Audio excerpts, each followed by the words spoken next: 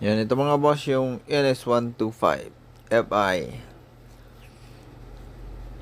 So yan mga boss, meron tayo ditong NS125 Fi at saka Bajaj CT125. So ang makina niyan halos nagkakaparehas. Doon sa gusto mag-conversion dyan mga boss, umpisahin natin sa kanyang piston. Yung piston niya mga boss, sa kaliwa CT125, sa kanan NS125. So parehas lang siya ng diameter, pero syempre 4 valve yung NS, itong kanan, tapos 2 valves lang yung yung CT125. Pero yung piston ring niya mga boss, same size. Kaya kung gagamitin nyo yung pang 125, pwede. Kaliwa cylinder block ng CT125 mga boss, tapos kanan NS125.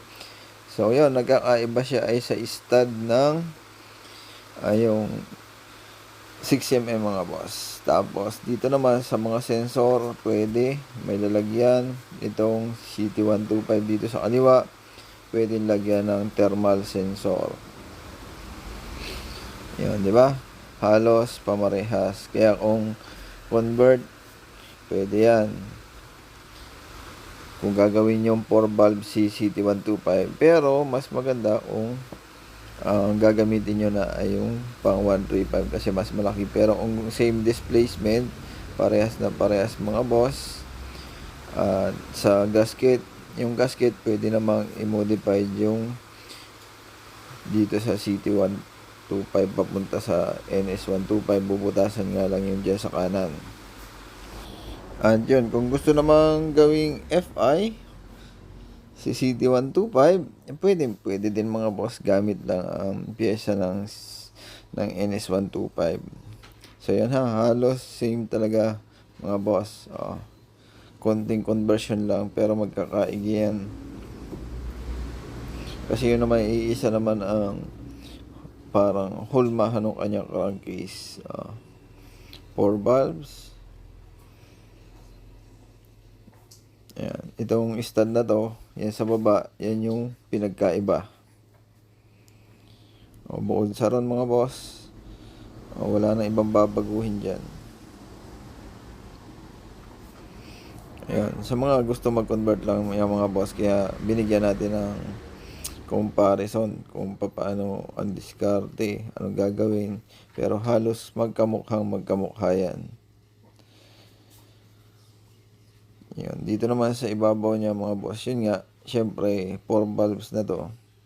Halos same siya ng Roser 135.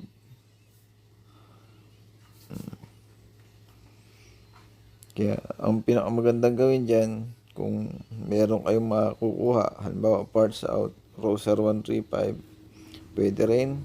Tapos ito nga sa NS125, pwede rin ilagay sa CT125. Yan, halos same talaga yung mga pyesa niyan mga boss. Basta yung Bajaj model na kahit yung sa 150, parehas yan, NS150.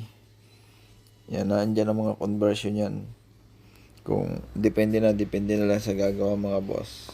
Kasi ang mas marami sa parts out ngayon ay sa Roser 135.